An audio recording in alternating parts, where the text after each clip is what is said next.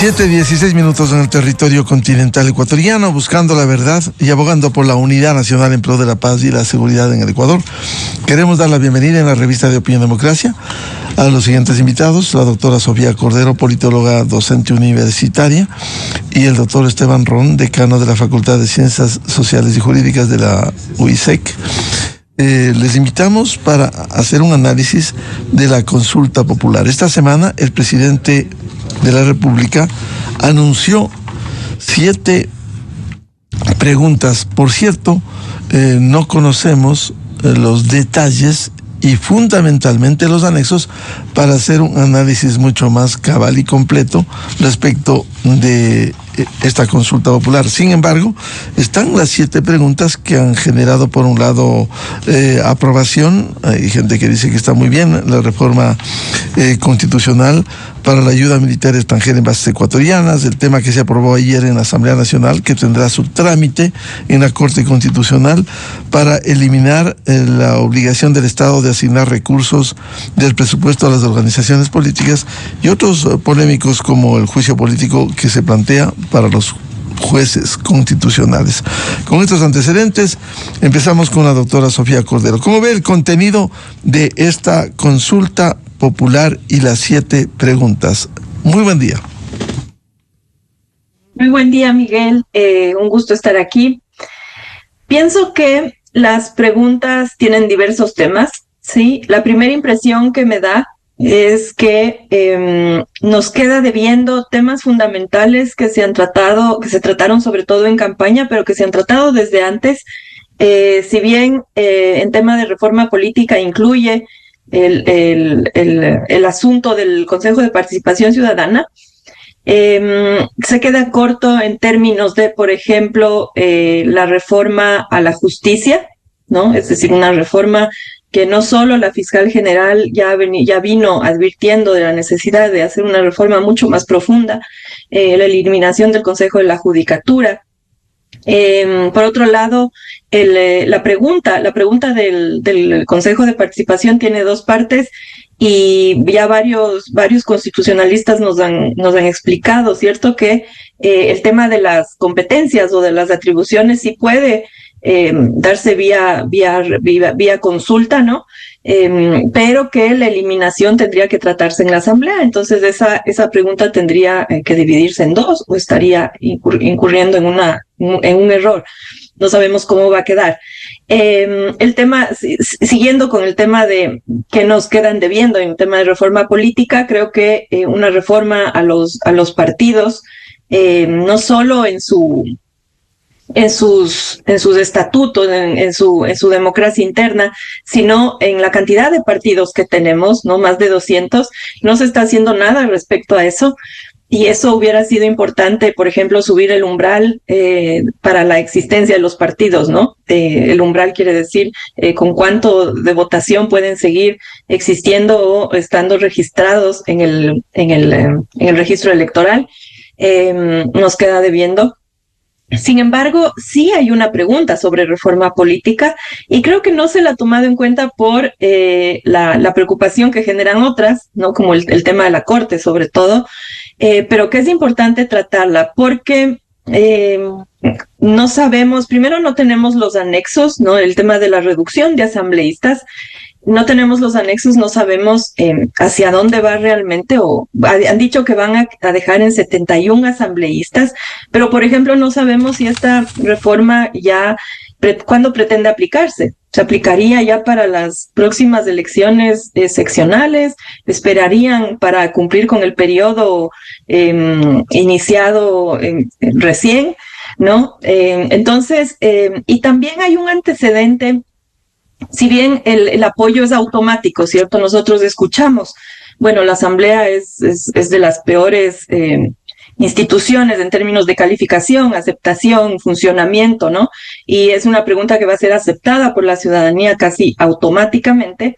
Hay antecedentes como lo que pasó en El Salvador con la reforma del 2023, con Nayib Bukele, que se redujo a 60 asambleístas con el objetivo como es de conocimiento público en ese gobierno, sobre todo con el objetivo de controlar la Asamblea. Y es un hecho que la controla de manera absoluta y redujo la posibilidad de que otros partidos, e incluso partidos minoritarios, puedan participar. Incluso ya tenemos el antecedente del cambio de método, ¿no? En nuestra última reforma que pasó por la vía de la Asamblea, que ya da capacidad a los partidos mayoritarios, y no sabemos, es decir, yo creo que por lo menos se debe discutir y poner sobre la mesa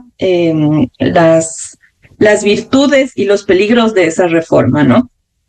Y bueno, en otros términos, lo que preocupa mucho, el tema de la Corte Constitucional, pero me acuerdo, antes de pasar a aquello, también nos queda debiendo una reforma económica, ¿no? Mucho se habló de la participación, el modelo económico, la participación del Estado en la economía a grandes rasgos, ¿no? La posibilidad de que los recursos estratégicos admitan inversión privada, hacer un manejo mucho más flexible a través de la inversión privada, y eso no se está tocando para nada. El tema de trabajo por horas me parece que queda corto también al delimitarlo solo a turismo, ¿no?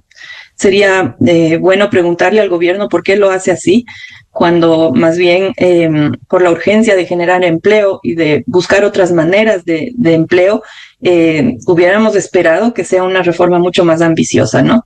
Hasta ahí para empezar. Bien, bienvenido al doctor Esteban Ron, decano de la Facultad de Ciencias Sociales y Jurídicas de la Universidad Internacional SEC. ¿Cómo ve usted un primer comentario respecto del contenido de esta consulta popular que anunciara esta semana el presidente de la República? Partiendo de un hecho, como premisa, no conocemos todavía los anexos para hacer un juicio de valor mucho más profundo. Pero, en términos generales, allí están las 7 preguntas iniciales, porque se ha dicho que podría incluirse otras preguntas. Buen día, Esteban. Buenos días, Miguel. Sofía, buenos días. Gracias por la invitación. Y honrado con la misma, como siempre. A ver, unos primeros comentarios que poco que abonar, ya que Sofía ha hecho un comentario generalizado bastante asertivo. Creo que sistemáticamente podemos dividir esta consulta en 3 partes para tratar de abonar algo más. La primera es 2 preguntas que tienen que ir de cajón, que son las preguntas que devienen de un proceso de reforma constitucional, que sí o sí tienen que consultarse, ¿sí? Si es que estas 2 preguntas no fuesen consultadas, no se cerraría en este caso el ciclo de la reforma parcial constitucional tratada en la Asamblea. ¿Cuáles son estas 2 preguntas? El tema de las bases extranjeras en el Ecuador, la reforma del artículo 5 de la Constitución, que ya está realizado y que ya tiene informe por parte de la Asamblea Nacional y que iría en ese sentido. La Asamblea Nacional no ha tocado esa pregunta, por lo tanto, digamos que tiene allanado el camino de dictamen de constitucionalidad. El segundo, el financiamiento de las organizaciones políticas, es decir, modificaciones a 2 artículos constitucionales. Para mí, un comentario muy personal, reforma incompleta y que la Asamblea no se dio cuenta que tenía que tocar otro artículo más, que es el cambio de la naturaleza de las organizaciones políticas. Es decir, que estas dejan de ser organizaciones públicas no estatales. Partiendo desde ahí, sí, pero veamos cuáles son las intenciones. Por ahí veo que estos artículos se tocaron en lo mínimo, a pesar de que fueron tratados en una comisión ocasional, y que también gozaría de la constitucionalidad, porque la Corte ya le dijo. De ahí tenemos 4 preguntas, Miguel y Sofía, 4 preguntas que ya fueron tratadas dentro de el diálogo político como una estrategia gobernativa en el gobierno del propio presidente Noboa y en el gobierno del expresidente Lasso. Eliminación del CPCCS, ¿sí? Planteado por el propio Guillermo Lasso, quien ya obtuvo la fórmula de eliminación, ¿sí?, constitucional, vaciando atribuciones y funciones para no aplicar una constituyente. Conocemos que el CPCCS no se puede eliminar vía reforma o enmienda, ¿sí?, o a través de un proceso de consulta popular, sino a través de una constituyente. Se pretende el vaciamiento de atribuciones y funciones, como bien lo plantea el presidente. Pero claro, Sofía ya adelantaba el criterio, ¿sí?, y decía que está mal planteada la pregunta. Yo tengo acuerdo con eso. Sí, no se puede porque la pregunta está planteada como la eliminación de la institución. Entonces, o se divide o la Corte Constitucional, veamos, y luego la modula. ¿sí? El tema de la reducción del número de asambleístas también planteado por el presidente Lasso. No se sabe cuál es la reducción proporcional ni territorial de los mismos. Hay que respetar algunos principios como cláusulas pétreas, es decir, representación nacional y representación provincial. No sabemos la proporcionalidad porque eso tampoco se puede topar. Digamos que esta pregunta ya tratada también, que tiene una viabilidad constitucional no muy complicada, es una reacción momentánea a la aceptación o la desaceptación que tiene en este momento la Asamblea Nacional como institución, más aún las representaciones individuales de ciertos asambleístas. Trabajo por horas ya consultado, sí, ya consultado también por el propio presidente Noboa. Ahora, obviamente, hay una especialización al sector turístico. No me suena mucho el tema de que haya alguna disconformidad constitucional. Digamos que habría un camino ahí, obviamente respetando cuáles son o leyendo cuáles serían en este caso los anexos. Pero la especialización al sector turístico creo que trata de darle una coyuntura específica hacia un sector social buscando el voto. Sí, nada más que eso, no abona mucho. Y finalmente el tema de los casinos, que también ya existió la intención, ¿no? Que las salas de juego y casinos regresen al Ecuador, pero recuerdo en su momento que por conveniencia política no se lo consultó, porque justamente no estábamos preparados como país con los controles exhaustivos que se requieren en este tipo de actividades y así evitar que seamos parte de una secuencia de actos ilícitos para la inserción de dineros provenientes igual de fuentes ilícitas.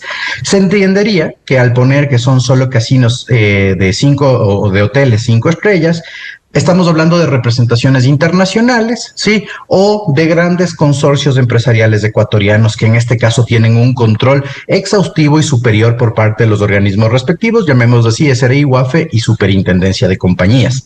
Y la última pregunta, que es una reacción estrictamente coyuntural a una, yo creo que ya no es narrativa, el tema de buscar un enemigo común social a la Corte, buscar como un enemigo común y social a la Corte Constitucional, sino más bien es una estrategia gubernativa. Sí, es una estrategia en la cual ya vemos el involucramiento de otros actores que ya no solo es del Ejecutivo, sí, vemos también bueno, dentro del Ejecutivo están algunos ministros, vemos a los ministros de Gobierno, Defensa, vemos al presidente de la Asamblea, etcétera, etcétera, etcétera, y se van sumando actores alrededor de esta situación. Ya vimos el día de ayer y hace 2 días en la frecuencia discursiva que asambleístas están pronunciando respecto de esto, ¿sí? Entonces, creo que estamos pasando de la narrativa a una posible estrategia gubernativa de declarar a la Corte enemiga común de lo social, lo cual yo te digo, y ahí sí, con mucho respeto a las estrategias gubernativas que pueda tener el presidente Noboa, su nivel de asesoría y demás, no me cabe sinceramente el cómo se podría, en este caso, presionar a una Corte Constitucional de forma política, no social, de forma política, ¿sí? Que tiene camuflado, en este caso, una reacción social con las marchas y demás, para lograr un algo. Esto, en prospectiva, digamos que tiene otra significación. ¿Por qué se busca que la Corte Constitucional deje de ser Corte Constitucional y deje de hacer el ejercicio adecuado de sus funciones y atribuciones? Todo ha sido esto, o al menos ya en el tema de narrativa, todo puede ser desvirtuado. Cuando se decía que en los inicios del Tribunal Constitucional tenía 0 causas represadas, era una institución que recién funcionaba. Sí, se habla de los antecedentes correístas de los 9 miembros de la Corte Constitucional, Esteban, etcétera, ¿no? Pero sobre eso ha habido observaciones muy puntuales de constitucionalistas que trabajaron en el Tribunal Constitucional con un asesor. Cada miembro del entonces Tribunal Constitucional tenían 0 causas. Hoy se citó ayer aquí en la revista de Opinión y Democracia, un ex juez de la Corte Constitucional, el doctor Enrique Herrería y el doctor Rafael Ollarte, que hay hasta 15 asesores. ¿Por qué esa demora en el trabajo, en la forma? Más allá del respeto al pronunciamiento que haga la Corte Constitucional. ¿Por qué esa demora de esta Corte? Es súper sencillo, Miguel, es súper sencillo de explicar. No hay que acomodar discursos para justificar algo político. Cuando se insertó la figura traída de democracia como la española del Tribunal Constitucional, recién empezaba a funcionar, pues, Miguel, y no habían, pues, garantías constitucionales jurisdiccionales, menos una ley orgánica de garantías jurisdiccionales, ¿sí? Había un determinado y mínimo control constitucional. No podemos comparar las dos épocas históricas bajo ninguna circunstancia. El Estado constitucional de derechos, se perfecciona. Y además nosotros en el Ecuador vivimos una hiperjudicialización de causas constitucionales. Sí, por eso es que no solo colapsa la Corte Constitucional, la Nacional está peor, el Tribunal Contencioso Electoral como Cortes de Cierre está peor, la justicia ordinaria está peor, o sea, no me parece una justificación válida. Claro, y como le digo, yo siempre con respeto a todos los colegas y quienes proponen, si queremos hacer una comparación, debemos ver variables evolutivas y tener la data cuantitativa, no cero causas represadas versus no. Claro. En serio, ahí hay que ir viendo. Pero además, una cosa, Miguel, Esteban, y con esto cierro. Ya. 7 garantías versus 2 existentes en el 95. 7 versus 2. ¿Sí? Entonces creo que hay que modular un poquito y ser un poquito más conscientes de las realidades que estamos viviendo. Claro, sí es evidente que ha habido un manoseo de las garantías constitucionales a partir de la Constitución del 2008, las acciones extraordinarias, la acción de protección, etcétera. Pero, Esteban, hay una cosa. Si ha fallado, más allá de un tema polémico de procesar políticamente a un juez, si hay hechos que ha dado que hablar y cuestionamientos a la Corte. Por ejemplo, casuística. El presidente anterior, Alí Lozada, dispuso una acción urgente por las tareas que cumple el Consejo de Participación Ciudadana, le dio 24 horas para que entregue la información. Y hasta el día de hoy el país está esperando una acción urgente que no se ha pronunciado. No importa cómo se pronuncia, cómo dictamina, pero no lo ha hecho. Entonces, estas son quizás cómo calificar esa demora en las acciones rápidas y después ni siquiera concluyen. De acuerdo, Miguel, es bastante válida la apreciación que tú haces. A ver, yo no tengo una explicación para el tema de las decisiones, en este caso del colegiado, pero partamos de una naturalidad. La Corte Constitucional es un organismo contramayoritario. Partamos desde ahí. ¿Sí? Este concepto tenemos que tenerlo siempre presente, como en este caso analistas, medios de comunicación y demás. ¿Por qué es contramayoritario? Porque los jueces no son elegidos, ¿sí? Vía elecciones que les doten de esta legitimidad democrática, sino que son procesos concursales de oposición y méritos. Partamos desde ahí, eso es el estado natural. Segundo, las decisiones del Pleno de la Corte Constitucional no siempre van a dar satisfacción social, Miguel. Sí, porque estamos hablando de decisiones eminentemente técnicas.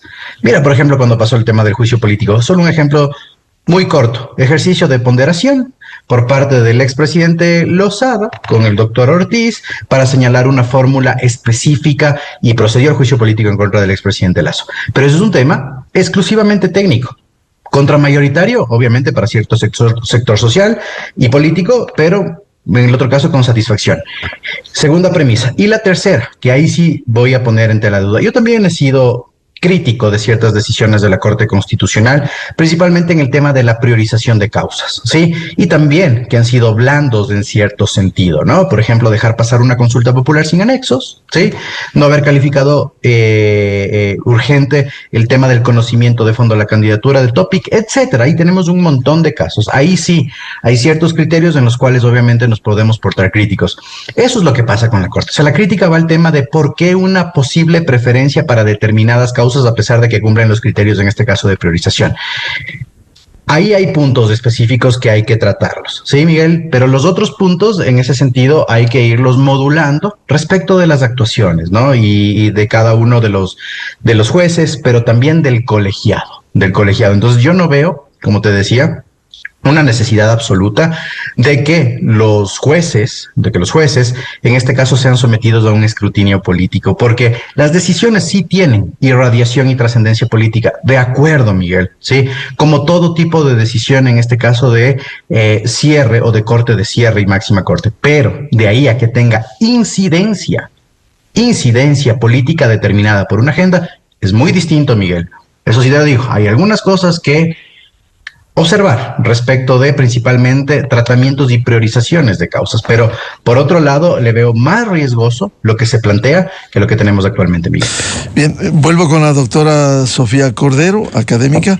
Doctora Cordero, a ver, hay temas populares en el contenido de esta consulta popular, por ejemplo, la reducción de asambleístas o la eliminación del financiamiento de los movimientos políticos, pero también temas polémicos como el juicio político a los jueces constitucionales. Sí, como decía, el tema de la reducción de asambleístas es muy popular, ¿no? Es muy, como digo, genera una reacción positiva automática, pero creo que debemos pensarlo más allá de eso, más allá y también en el contexto. El gobierno nos está dando algunas señales, sí, algunas señales de querer de alguna manera, como bien decía Esteban, tiene una estrategia gubernativa, ¿no? O gubernamental, una estrategia de poder, también se la puede llamar, y que da señales de, en muchos casos, no querer acomodarse o cumplir con unos mínimos legales o con unos mínimos constitucionales. ¿Y por qué digo esto? Porque la reforma al tema de la asamblea, a la cantidad de asambleístas, puede ser vista como positiva, ¿no? El despilfarro económico, que es el despilfarro de recursos, etcétera, el mejor manejo, pero eso también puede tener una, como digo, una segunda forma de verlo, ¿no? Como tenemos el antecedente en El Salvador y que va muy de acorde con esta estrategia de poder, ¿no? Y es una estrategia de poder que quiere manejarlo todo de manera efectiva, ¿no? Pero además de manera, en términos de controlar, ¿no? De controlar los diferentes espacios del Estado y del gobierno. Entonces, a mí se me despiertan las alertas con el antecedente de El Salvador. El Salvador hizo una reforma electoral, sí, encaminada a reducir el número de asambleístas y ahora maneja una asamblea en donde me parece, el número exacto, me parece que hay tres o dos asambleístas, diputados, congresistas en este país de oposición, nada más, ¿no? Entonces, hay que encender las alertas. Sería una lástima que el propósito, ¿no? Que el propósito sea ese, sea mayor control en lugar de mayor democracia, menos despilfarro, etcétera, etcétera. ¿Y por qué voy a esto? Porque para tener mayor democracia, menos despilfarro, también hay que tomar otras medidas que están ausentes, ¿no? Como por ejemplo la reducción del número de partidos políticos. Una reforma que no está ni siquiera en el horizonte y nadie la menciona siquiera, ¿no? O la reducción de asesores, ¿no? De este despilfarro, la reducción, ya reformas a la ley del servicio público, la revisión de sueldos. Entonces, es decir, hay muchos más aspectos y esta acentuación en solo reducir el número de asambleístas por las señales que da el gobierno de no estar de no tener demasiados afectos con la legalidad, con la democracia, me parece que debemos por lo menos poner atención. Por otro lado, el tema de el tema de los jueces, ya, o sea, lo ha explicado Esteban, me parece con criterios legales, ¿no? De sobra, y estoy de acuerdo en prácticamente todo lo que ha mencionado.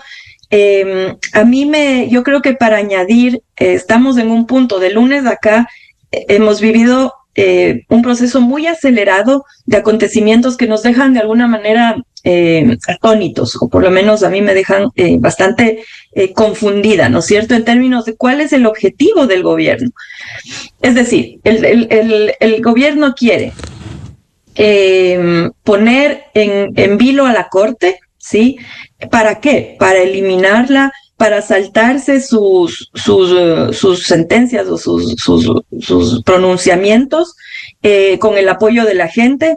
¿Cuál es el plan del gobierno? ¿Cuál es el plan del presidente cuando convoca una marcha? ¿Qué va a hacer cuando llegue a los exteriores de la Corte? ¿Va a hablar en una tarima? ¿Qué va a decir a la gente? ¿Cuál es la propuesta? ¿Y por qué digo esto? Porque esto es un guión que viene preparado desde hace muchos meses. O sea, no es que de pronto el gobierno se encuentra con una Corte que le pone un freno. Gobierno que plantea unas leyes con graves fallas de constitucionalidad, ¿no es cierto? Porque difícilmente un gobierno puede plantear leyes sin saber que están incurriendo en inconstitucionalidad, por lo menos en esa dimensión, ¿no es cierto?, que es escandalosa. Entonces, un gobierno que plantea leyes inconstitucionales sabe que va a llegar, y este gobierno sabía que íbamos a llegar a este punto muerto, ¿no es cierto?, de conflicto. Entonces, si todo esto sabía el gobierno, debe saber también qué va a hacer con aquello. Entonces, me parece que no hay la suficiente transparencia, la suficiente claridad, ¿no es cierto? Tenemos una primera escena, plantear leyes con vicios de inconstitucionalidad. La segunda escena es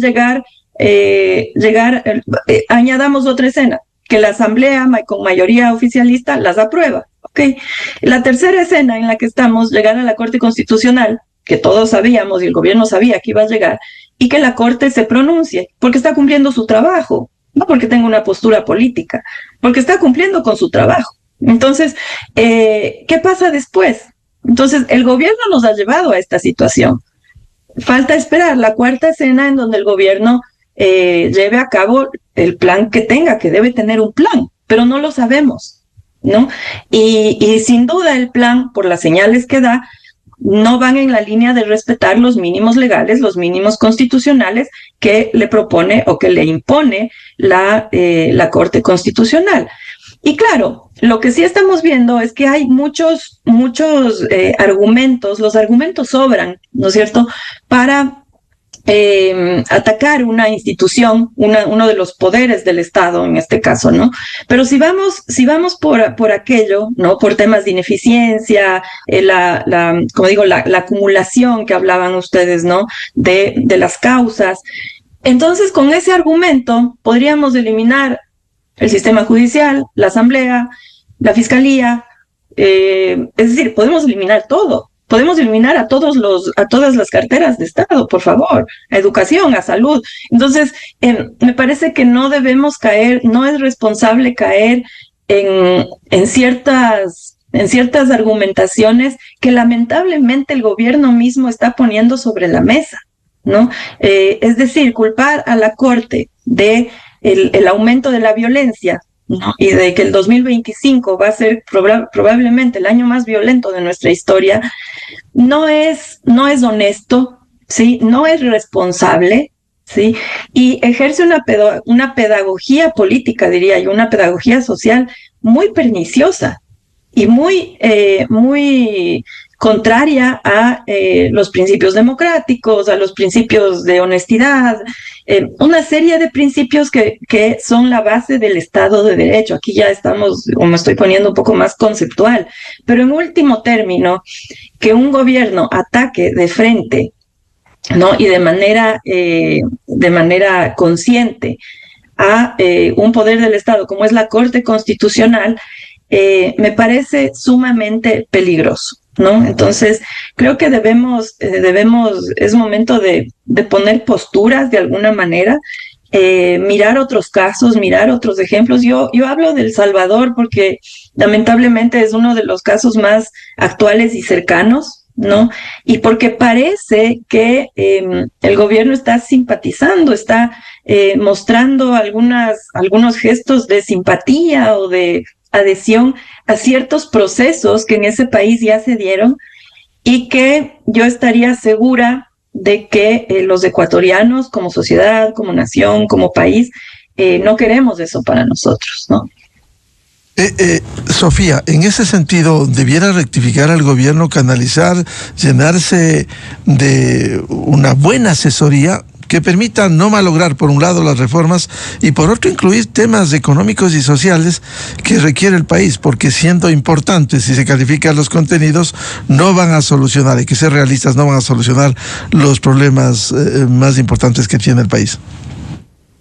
Sí, yo echo en falta una radicalidad que podríamos esperar, venida de la juventud, ¿no es cierto?, venida de experiencias de gente que ha estudiado fuera, el mismo presidente, ¿no es cierto?, esos privilegios de estudiar en universidades como la George Washington o Harvard, en donde los estudiantes pueden acceder a recursos, a lecturas, a experiencias, a docentes que les hablan además de casos exitosos de nueva administración pública, de manejo eficiente de los recursos, de éxitos en temas de calidad de vida, es decir, éxitos en temas de educación, de generación de empleo. Me parece muy triste, ¿no es cierto?, que a nosotros nos toquen estas migajas o estas actitudes que lo único que hacen es hundirnos en el subdesarrollo, o sea, hundirnos en el retroceso, no solo económico, social, educativo, tecnológico, sino democrático. Entonces, yo creo que sí debemos exigirle, ¿no? Exigirle al gobierno que ponga en práctica sus capacidades, que sin duda las hay. Pero ¿dónde están? Están al servicio de algo que nadie está entendiendo, ¿no? Entonces, yo creo que, por ejemplo, como bien decía Miguel, el tema económico, por favor, unas reformas que nos lleven a generar empleo, que nos lleven a flexibilizar este estado, este andamiaje tan enredado, tan engorroso, heredado de Montecristi, ¿no? Que permitió que Jorge Glass y compañía manejen los recursos clave del Estado, ¿no? Y nos hundan, como digo otra vez, nos mantengan hundidos en el subdesarrollo. El tema del empleo, ¿cómo podemos estar mirando que ya finalmente introducen la pregunta del trabajo por horas, que ya fue negada, y ahora la delimitan al turismo? ¿Por qué? Lo que deberían hacer es ir con más radicalidad en términos de, bueno, ahora buscar la aceptación de la pregunta, pero hacer una pedagogía de explicar, ¿no es cierto?, explicar las implicaciones, explicar por qué puede ser más riesgoso no tener flexibilidad para la contratación, ¿no es cierto?, flexibilidad laboral, que tenerla, más riesgoso en términos de que tenemos que generar nuevas formas de empleo en el siglo XXI, ¿no? Pero no, entonces parece que hay es paradójico porque hay unas metas muy pequeñitas, ¿no? Muy pequeñitas en términos de reforma económica, de reforma política, dejamos intactos a la cantidad de partidos, una serie de medidas que no se toman, ¿no? Muy tibias, y por otro lado nos lanzamos contra uno de los poderes del Estado que da la casualidad que es aquel poder o aquella función, que es clave para el control constitucional y que sería muy, muy grave, ¿no?, que este control constitucional se vea debilitado en un contexto justamente de no me gusta utilizar el término guerra interna porque ya estamos viendo que no cumplimos con ese calificativo por varias razones, pero en un contexto de criminalidad, de crimen organizado, lo que hay que buscar es justamente fortalecer las instituciones ya débiles que tenemos y no más bien minarlas, torpedearlas, cuestionarlas. Y aquí también yo quiero añadir un tema. Es confuso, ¿no es cierto? Como digo, la cuarta escena que yo decía está totalmente es ambigua, no sabemos qué busca realmente el gobierno con la Corte Constitucional, qué espera de la Corte Constitucional y cuál es el plan, ¿no? Pero además me parece que al convocar a una movilización social desde el Ejecutivo en la persona del presidente, el presidente está de alguna manera confundiendo sus funciones, está dejando su carácter de ser presidente y nos está confundiendo aún más. Es decir, ¿qué es? ¿Es un agitador social? ¿Es un agitador sindical? ¿Es un agitador de masas? ¿Cuál es la propuesta, ¿no es cierto? ¿Cuál es el lugar que ocupa el Ejecutivo en una crisis política que yo creo que puede agarrar, ¿no es cierto?, unas dimensiones insospechadas y peligrosas. Para concluir, un comentario del doctor Esteban Ron, para no malograr una consulta popular y utilizando el tiempo oportuno para plantearle al país qué cambios debieran realizarse a los temas de la consulta para afianzar y evitar que esto se eche abajo. Algunas preguntas al menos. A ver, Miguel, igual haciendo un análisis de lo que se planteó previamente por el propio presidente Noboa, cuando en campaña que barajaron algunos temas dentro de la consulta popular, ya Sofía hacía un par de referencias, el tema de la reforma judicial. Sí, el tema de la reforma judicial y la reestructura de la justicia, eso requiere, en este caso, de una consulta y de cambios constitucionales. La especialización del juicio político, ahora que se habla de juicio político, ¿no? Tenemos ahí también una confusión entre las dos tipologías, al menos, de juicio político que deberíamos tener. Se habló del tema de zonas franjas tecnológicas, ahí tienes algo en materia económica. Se habló del tema de reformas de educación, se requiere también de reformas de educación. Bueno, Sofía ya habló también del tema de reformas económicas, que flexibilicen, en este caso, algunas cosas dentro de los dos regímenes laborales que tenemos en el Ecuador, justamente para propender pleno empleo o empleo, mejor dicho, ¿no? Y otros cambios institucionales y de la administración pública. Y principalmente acá viene un tema, Miguel, fuera de las preguntas, es que también veo una consulta apurada, Miguel, justamente por los tiempos que está manejando. Haberla puesto para el 14 de diciembre hace que preguntas se queden fuera, justamente porque no se quiere arriesgar el capital político inicial. Por ejemplo, el tema de la castración química. Sí, no se lo ha replanteado, porque obviamente no van a dar los tiempos, ¿no? Entonces, que se realice un desgaste a la consulta popular justamente por el propio hecho del planteamiento de las preguntas, es algo que se trata de evitar desde el gobierno. Bucle de acontecimientos, lo mismo que sucedió con Guillermo Lasso. Guillermo Lasso anunció una consulta popular para diciembre del año que fue posicionado y la ejecuta 2 años después con un absoluto desgaste. Y la otra que te digo ya en tema prospectivo, igual bucle de acontecimientos políticos en el Ecuador, consulta popular de Lenín Moreno. Recordarás que la consulta popular presentada por Lenín Moreno tuvo más del 70% de aceptación, ¿sí? Que fue la plataforma social, política y de capitalización para la toma de decisiones ulteriores fuertes, como fue el tema del rompimiento con el correísmo, lo de Jorge Glass, etcétera, ¿no? Entonces, la preocupación es esa. Que la consulta popular sea en este caso un medio para decisiones ulteriores, pero tal vez ahí que no las conocemos. Y la otra también, la preocupación natural del gobierno, es que la consulta se desgaste. No sé qué más preguntas podrían plantearse. Se descartó el tema de la constituyente, obviamente por inconveniencia, pero temas que se los han planteado son esos, ¿no? Temas necesarios o sobre la necesidad de reforma constitucional. Yo no soy partidario, y te lo digo desde el ámbito muy personal, no de realizar cambios constitucionales a cada rato, salvo que sea estrictamente necesario. Lo del CPC-CS es absolutamente necesario, ¿sí? Lo de la reducción del tamaño de asambleístas es absolutamente necesario. Pero eso tiene que complementarse con otros mecanismos. O sea, si ya les estoy quitando a los asambleístas en proporcionalidades mayoritarias, hago una reforma, en este caso, al sistema de organizaciones políticas para que estos tengan procesos de formación, ¿sí? Entonces yo voy más que nada a esa reflexión. ¿Es necesaria una consulta popular? ¿Es necesario el desgaste político para el propio presidente Noboa en una consulta popular?